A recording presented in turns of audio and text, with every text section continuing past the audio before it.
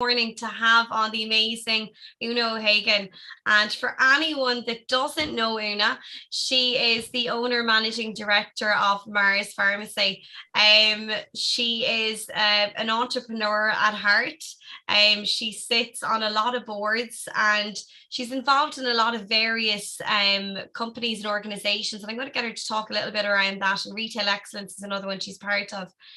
She's really leading the way in pharmacy and how we look at that, I suppose, as a business. I've a retail background myself, and I love the aspect that Oonagh takes with her pharmacies and how she puts her employees first and definitely customer service at the forefront of everything she does.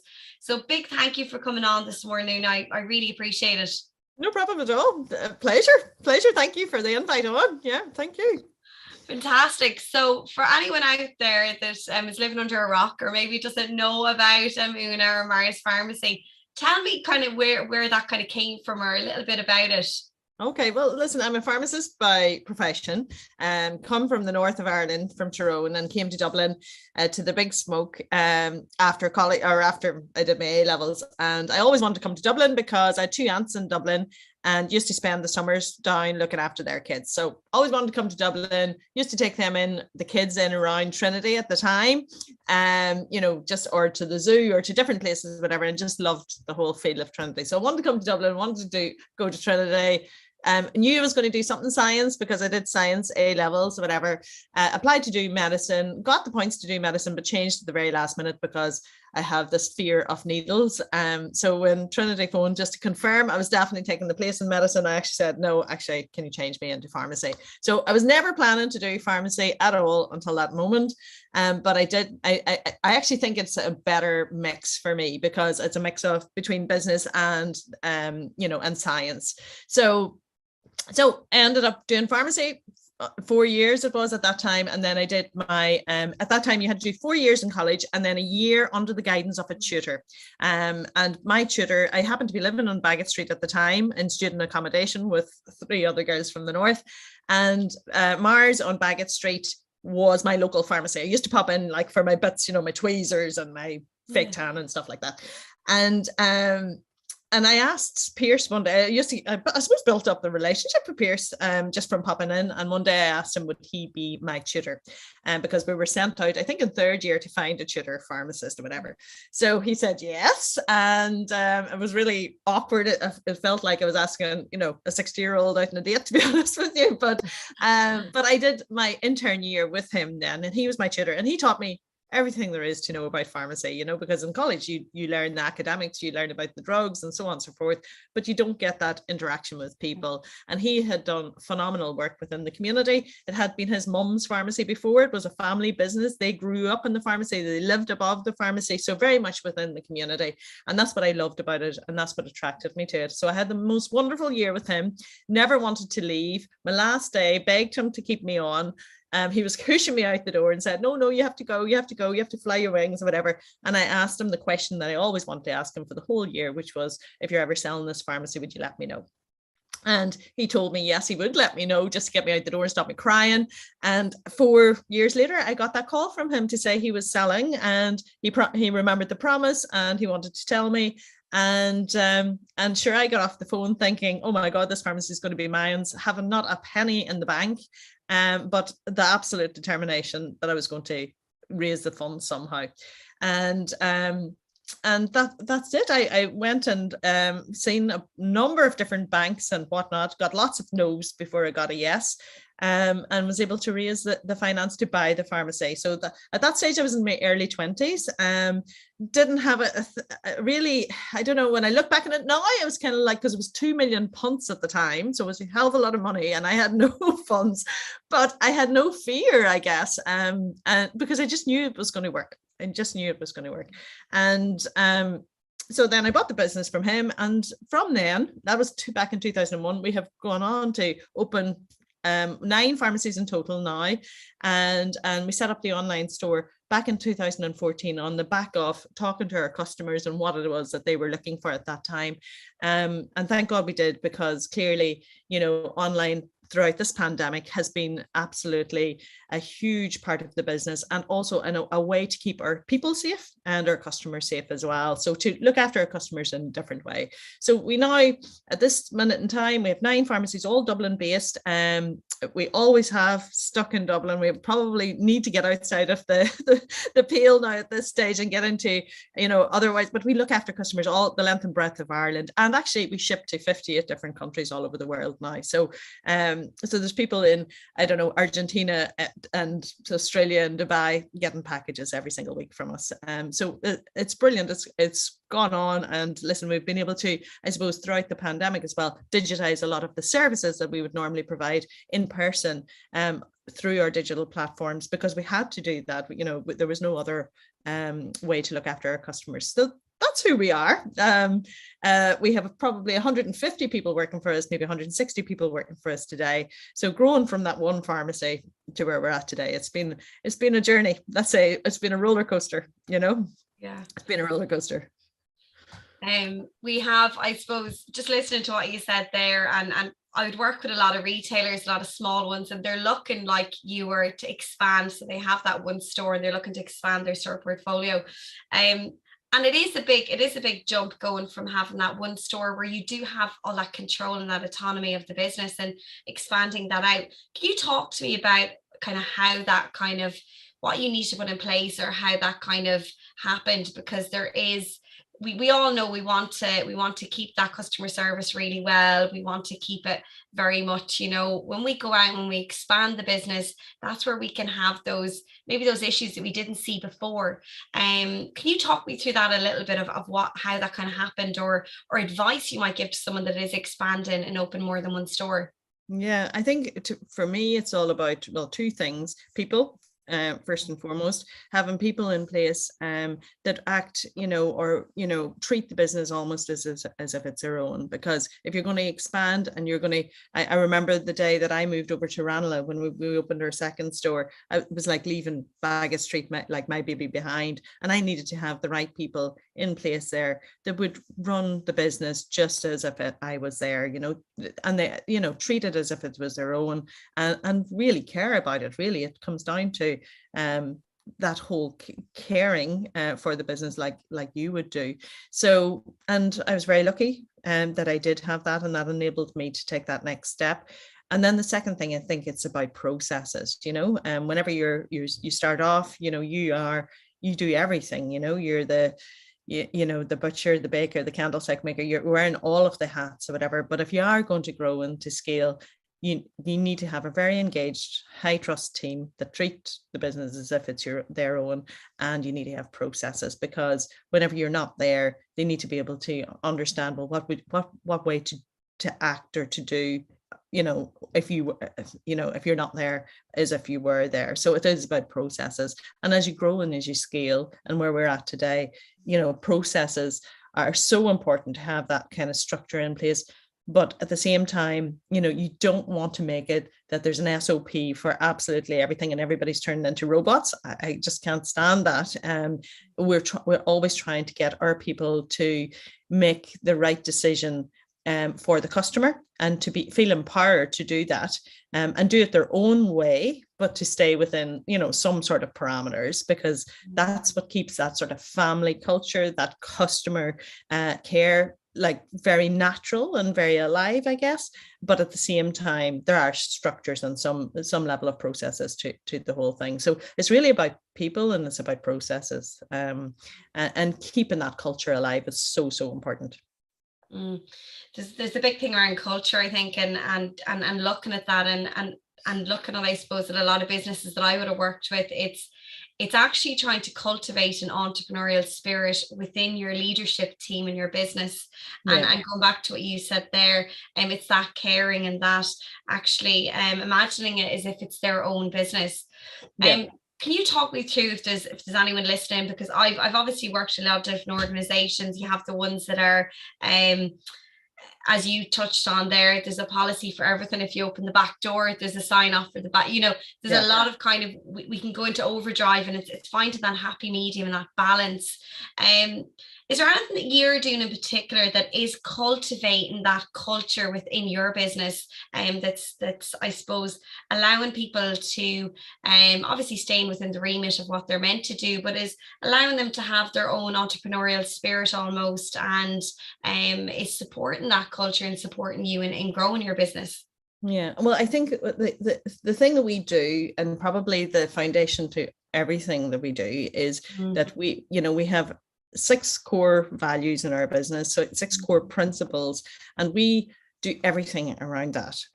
So we recruit around that, we train around that, we manage performance around that. They are the behaviors within our business, and it's not just that they're on a sheet of paper and they're up on a wall somewhere. Like, we eat, breathe, and sleep those values, and that is the bedrock, I suppose, of building a high trust culture within the business, and a culture where people have the freedom to be themselves and to show up and to bring the best of themselves to work, and a different, I suppose, set of abilities than maybe what I have or what somebody else has. So be themselves, but also to have some sort of parameters that people know this is the way we behave around here, because this is the bedrock of what this business is about. This is the heartbeat of it.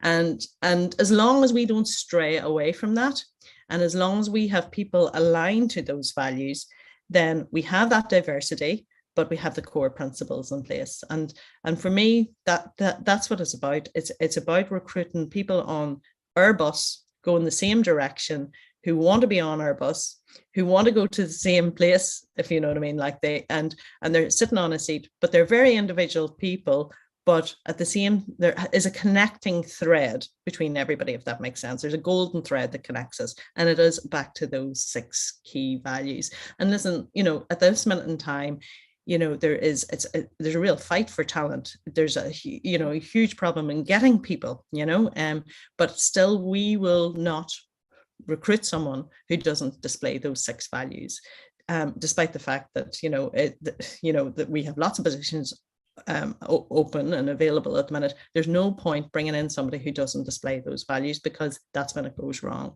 So for us, it is about customer first, people who will go the length and breadth and above and beyond for our customers, to solve their problems. It is about community. We want people who want to make a positive impact in our communities, be that our communities around our stores, or be that from a digital point of view, our online community. We want people to display a quest for knowledge and want to be an expert. So constantly learning, constantly developing, a curious mind, always want to get, know more and be better at what they're doing. We want people who have a strong family ethos, so that, and that doesn't mean to say that we're all happy, clappy, and we all act, as some sort of dysfunctional family or anything. It's about actually recognizing, that we're all very different and we support each other, and, somebody like, for example, I'm so bad at IT, like Louise, and my team know that, but they'll support me in that, because they'll know, okay, Oonagh can't do a PowerPoint presentation. I'll do that for her and she'll do something else for me. So we recognize everybody's strengths and weaknesses within the business. We have a real quest for, as I said, not only expertise, but actually doing things better. So pushing boundaries. So we want people who will come on board, who want to do things better within the community, want to do things better within the pharmacy profession, want to push the boundaries and improve the industry. So that innovation is really important to us. And lastly, we want people who are incredibly positive. And that's the kind of golden thing that people always say to us about our team in Mars. How do you recruit somebody, a whole team that are all positive? And it's not been happy, clappy, and we're all going around with big smiles on our face. It's more that we look at, no matter what comes ahead of us, what's the opportunity in this? How do we solve this problem? So always looking for an opportunity in a crisis. And I can tell you in the last 2 years, that has absolutely stood to us. So those are the core principles that we are looking for. Those are the things that we look for in people who turn up for interviews. Those are the things that we interview on, recruit on, performance manage, because those are the behaviors that we're displaying. So people can be amazing at what they do, but if they don't display those behaviors, if they don't support each other, if they don't approach challenges with a positive mindset, then they're really not, they're not going to really fit with us. And so those are, and that builds our culture. Those 6 key principles build our culture, and that's the thing that makes us very different. And so, like when my team, when a customer walks into Bagot Street and they've got an issue, as long as they know that if I can solve this customer's problem, because actually our core principle is customer first, they don't have to say, well, I'll have to phone somebody in head office and I'll come back to you next week. We don't want any of that. We want our team to feel empowered, that they have the bandwidth to solve the customer problem, because that's who we are. And nobody's going to ever get into any sort of trouble, as long as they act for, we're here to actually put our customer first, then that's it. And that gives you the flexibility, I suppose, within your culture to be who you want to be and to show up and to solve these problems. But it also means that we still have those, I suppose, key principles or key values, those core values that connect us all. And it is about keeping that alive. So, and that's my job in all of this, to make sure that I am, talking about these key values, talking about where we're going, talking about our strategy to my team, and that infiltrates all the way throughout the business. And that's the kind of stuff that we've been recognized for, in Great Places to Work, because that's what builds a high culture environment. And the last 3 years we've been recognized as one of the best places to work here in Ireland, and we've made the top 30 the last 2 years. And that's what it's about. It is about culture. And years ago, whenever I set up a business, there was not much talk about culture. There was not much talk about, or it was something, on a shiny kind of poster or whatever in on a boardroom, but it was never really, you couldn't feel it in an organization. But you can feel that in our organization. There's no question about that. And when I go around the stores, I can feel it in the air. I can see it. I can see it in the interactions with our customers. I can see it in our interactions with our team members to each other. So that's what it's about. That's the magic. And I love hearing that. And you can get that. I always say to people, when you walk onto a shop floor, it doesn't matter what retailer it is, you get an energy, you get a feeling. And I always say, if you go into any of these chain stores, and you might be in one in Galway or Limerick or Cork, when you walk into that store, it's the actual personality of the manager that actually starts that whole atmosphere within the business. And you get the feel when you walk in that door, whether you want to stay for 5 minutes or you want to get out the door within 5 seconds. So it's a feeling in the air, and it takes years and years to build. And and if you don't have the right people on the team, it can be damaged really quickly. That's why it's so important to keep it alive and to always be talking about it, and to performance manage people on it, because it's actually about the behaviors that they display. So you can't create it overnight. It takes a lot of hard work, but that is the magic, because as you say, you can feel it when you walk through a door, and it's a difference. And it's the thing that will attract people to your business. It is the thing that will retain people to your business, particularly in this environment that we're in now. And it's the thing that then feeds out to your customers, so your customers feel it. And that's the thing that makes them want to do business with you, because at the end of the day, business is all about people, and people do business with people that they like, with businesses that they like, that have a heartbeat, really. And it's the thing that will get people to cross the road in Bagot Street and come to us rather than going to a competitor. It's about people. At the end of the day, it all comes back to people. So, but it takes a lot of work to get it the way that you want it, and it takes a lot of work to keep it alive, particularly when you grow in scale, because the more and more people that you add to the business and that you recruit, it takes a lot of work to onboard them, to get them to understand, to train them the way that and then just to keep it alive. Yeah. Engagement seems to be a big thing. And we see all the surveys out there that so many of us go to work, and there's probably maybe, a small percentage of the day where we're actually engaged in the workplace, and then we're not engaged in the workplace. Is there any initiatives that you're doing in your business to keep that engagement going with the team, to keep them, I suppose, excited in their job role? Because I know from working with people, it can be some tasks are quite mundane, and I would be quite vocal about that now where I worked. It is, some things are boring but they have to get done, but then we might look at ways to maybe get them involved in projects in different areas of the business, because maybe they have an interest in HR. You might get them involved in a new HR initiative or whatever that might be. Is there anything that you're doing there, maybe the people are listening in on, that they could go, with all these amazing things that you've gotten to a great place to work, that you've taken some learning from it and said, you know what, we're going to implement that in the business. I've heard what the team have given me as feedback, and you've really seen a win come out of the back of that? Yeah, well, we have a process again, Louise, for engagement check-ins. So our teams, everybody within the business would have an engagement check-in at least once a quarter, right? And that process is it's really, really simple. 4 questions, what's going well, what's not going so well. Have you got everything you need to do your job, and who do you want me to thank on your behalf? And that's really important, that last question, for the recognition of other team members. But usually what's going well and what's not going so well will give us loads of ideas. Okay, so things that need to be improved within the business, or things that are going really well, maybe in one particular store or online or whatever, that gives us ideas of there's a little golden nugget in that, and from that, all of that information is collated and brought back to our HR department, and we'll analyze that and we'll see actually what else is in that. Now, for example, throughout the pandemic, loads of ideas came through that process. For example, what was not going so well at that time was our customers were missing our pharmacist team members, because they were getting their medicines when everybody was, say, cocooning, but they couldn't speak to our team members. And so there was a real loneliness around for our customers. And they didn't know how to take their medicines effectively, because it might have been put on a new medicine, but because they weren't having any face-to-face interactions with our team members, that was missing. So that was apparent on coming out of that engagement check-in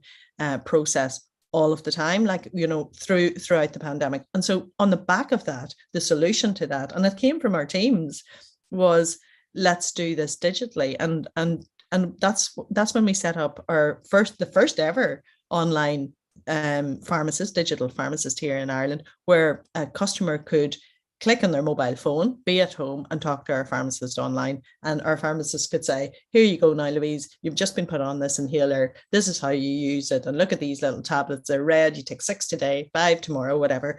And it meant that our customers could, first of all, get the important information about their medicines and how to take them appropriately. But second of all, it was back to connecting people again, because that's why a lot of people come in to talk to our pharmacists. And it's more about, not necessarily just about the tablets, but actually just finding out how they're doing in that. So it was hugely beneficial from the point of view of actually solving not only the compliance piece and the medication piece, but actually the loneliness piece, particularly our elderly population as well. So that was something that came out of that engagement check-in, which actually kicked us forward in terms of innovation, and from that led then, we launched an online doctor service. We've launched now, we're about to launch an online physio service. Who would have thought that you would be able to see a pelvic floor specialist online? We're launching an online podiatry service or whatever. And that all of this has happened as a result of just those kind of engagement check-ins. What's not going so well?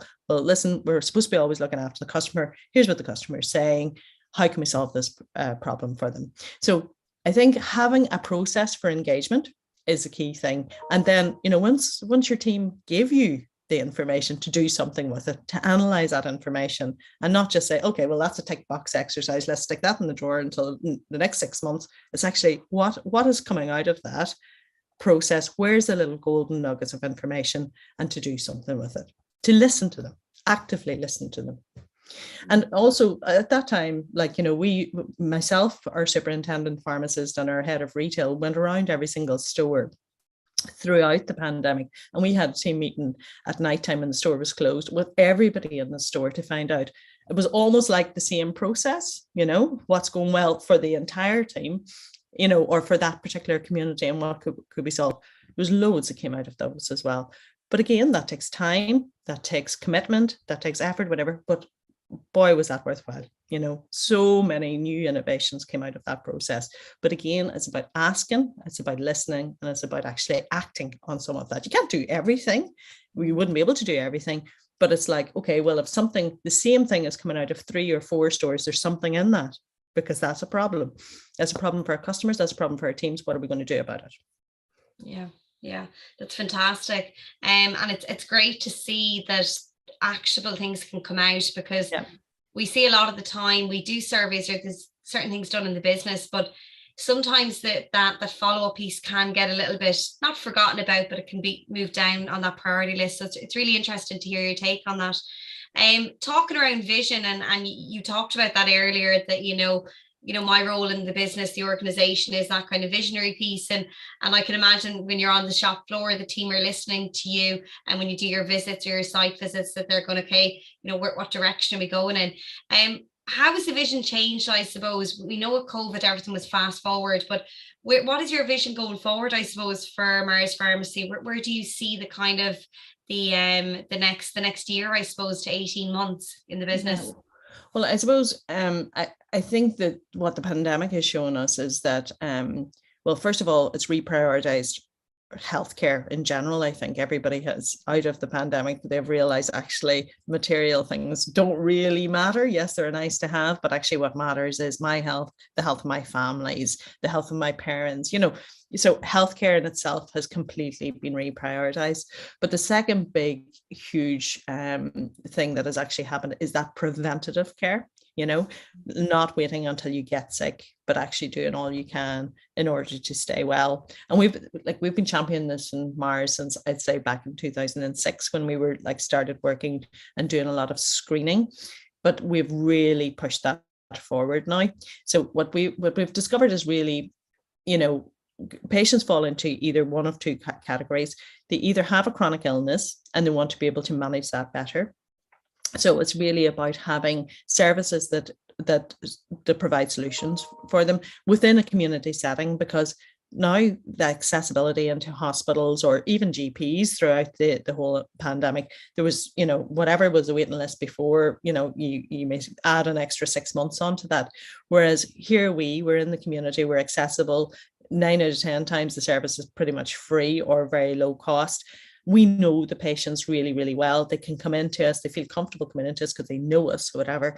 We're there to deliver that service now. So there's lots of services that we would be doing for, say, for example, diabetics or patients who have, heart conditions or blood pressure conditions, whatever, that now we have absolutely stepped that forward. So if I look at, say, for example, our diabetic patients before the pandemic, they would have been coming into us on a regular basis to maybe get their blood sugars done. Now we're providing so much more than that, not only blood sugars and HbA1c testing, but we're now have teamed up with the team out of Liver Wellness in St. James's Hospital, Professor Suzanne Norris, and we're now screening them for liver disease as well. Now that's a service that is the first ever in Europe to be delivered in a pharmacy setting, but it was purely born out of, well, they couldn't get into the hospital throughout the pandemic. They still needed to get their liver checked because there's a silent epidemic amongst type 2 diabetics called non-alcohol fatty liver disease. They couldn't get in to see Professor Norris. She couldn't get to see them. So here was us in the middle where we could provide that service. So things like that, where we have taken the service out of the hospital or possibly away from GPs in order to support them so that they could get on with, I suppose, the more serious aspects of their care throughout the pandemic. And we've been able to deliver that in a community setting. So that's one cohort in terms of chronic illness. Then you have people who don't have a chronic illness, but they are concerned about their health because maybe they have a genetic disposition to something, or their mum or their dad had something, and they want to make sure that they don't develop that illness, be that diabetes, be that a heart condition, whatever. And we're there to provide screening services to make sure that if they do have something, it's caught early. So pharmacy is moving, and I guess what has changed in terms of our vision is really pushing that forward now in terms of, we're a one-stop shop where we can provide these services to our customers either in a preventative session or in a setting where they have a chronic illness, but we're helping them manage it better, all under one roof. And if we don't have the expertise to provide that service, then we will partner with people who has that expertise and we'll bring them under our roof so that the patient doesn't have to travel to here for one thing, here for another thing, here for, they can just come to Mars and everything can be done for them because it's much more accessible to them and they know our teams. So it's really about elevating those pharmacy services. So pre-pandemic, I guess patients would have seen a pharmacy as a place to come to for their medicines, collect their prescription medicines. Now, today, in our pharmacies, there is somebody constantly in the consultation room. They might be getting, I don't know, a COVID vaccine. They might be getting a screening done. They might be getting an antigen test for a fly as you go. They might be getting a 24-hour blood pressure monitor attached. All of these things that we would never have been doing pre-pandemic, we're doing today. And that's what it is about. It's about much more service-led services so that we're a one-stop shop for patients within the community. So listening to you there's a lot obviously you're doing with partnering with doctors on some different things, and it seems that the pharmacy has it seems like it's moved from a I'm going to come in and get my bits to I'm actually going to come in and spend a longer time in your pharmacies now than what they probably normally would have before. It might have been an in and out piece where that dwell time is a lot longer now in the business. So they're in there for a lot longer. We have a big thing in retail around experiential, and you'll probably hear about this. You've already heard about it loads, where you want the customer to come in and have an experience, and I can see that you're already creating that and on a needs basis for your customers coming through the door. If there was one thing that you could say, just one thing that you could tick off a wish list or tick off a piece for somebody to do to make that magic happen in their business, what would it be? In terms of experiential? Yeah. Well, I think that a customer experience in a store is like a three-legged stool. Yeah. Mm-hmm. And we talk about this in our business a lot, where it's the three P's. It's about the product, it's about the people, and it's about the place. Yeah. You can have the fanciest product, beautiful settings, but if you don't have good customer service, good people, then it falls over. Or you can have the most beautiful gleaming shop. Yeah. And the product mix could be wrong, or again, you just don't have the right people, that falls over. Or you could have an awful looking store and it's dirty and it's not, the standards are really poor, but you could have fantastic people, but the product mix is not right. So you've got to concentrate on those three P's. Have the right product in the right place, like good standards that talk to the customer so that they understand, what the product actually does, with the right people. That people who, number one, have the expertise to deliver that service, but be it a service or know about the product, but actually just be able to talk to people as well. So, have really good communication skills, not a hard sell. We're here to find out, at the end of the day, we're here to provide solutions to our customers. So we need to figure out why they're coming through our door in the first place. They're coming through, they're not coming in having a wander around. 9 out of 10 people coming into a pharmacy are coming in for a reason. They're either A, not well themselves,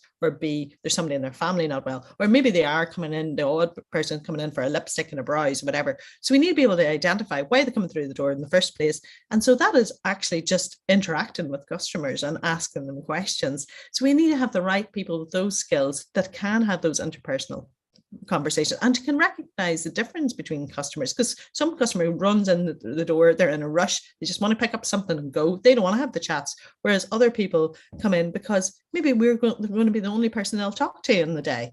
And it's being able to recognize that and have that emotional intelligence to know what does that customer want, and then to dissect, I suppose, get from the customer, what solutions are they looking for? What's their problem? So if they're coming in for a skincare cream, to be able to ask the right questions to find out what's their skincare concern, because 9 out of 10 customers actually don't even know what they need when it comes to skincare. They don't even know if their skin is dry or dehydrated. What's the difference between the two? They don't know, so they don't know the issue. So we need to have our teams with that right expertise to find out the information so that they can provide the solution for the customer in the first place. And then we have to obviously have the products on the shelf to provide that solution. And then we have to have the standards in the store, looking so well that it's inviting. So a little bit of theatre, and it can be as simple as displays. It can be as simple as co-merchandising products with, so if this beautiful sunny day here in Dublin today. So, having out hay fever products along with SPF, along with it, so that you can see actually this is what I might need for the weekend all together, as opposed to products all over the shop or whatever, So it's about just creating that theatre. And, sampling, we do a lot of sampling. We have a lot of our reps or experts or even people who have created a brand coming into the store to tell their story in our store, because customers love to hear the brand story behind certain products as well. So it's just doing things a little bit differently than maybe some of our competitors would do, because we're not like a supermarket model, Louise. We're not that sort of cold feeling. We don't want that feeling in our stores. We want you to come in. We're very much customer service led, so that requires interaction, and to have interaction you've got to have the right people. It's back to people again. Yeah, I love that, and can totally relate with that. I've worked with a few brands, and the brand story and the brand story around products is so important, I think, and sometimes it's underestimated how much people actually buy into that story of a product, and meeting the maker and getting to know them on a personal level, and letting that story travel really does make a huge impact on a product-based business and on a lot of businesses as well. Thank you so much today, Oonagh. I've had a great chat with you, and you've given really great nuggets there. And if I could just summarize, we're talking about culture today, which is a really big one. Your brand values, which plays a big role in your business, from your onboarding to your recruitment to your performance management to how you oversee areas of your business, and have that metric in it, to support building that culture in the business seems to be very important, which is great to hear. I love hearing values.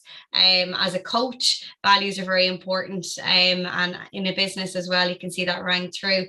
The personal piece as well is something I've heard you come back with a lot, and having that personal touch, not just with your team, but the way your team actually interact with your customers, and obviously having that trickle down from yourself all the way down to the shop floor. It's fantastic to hear.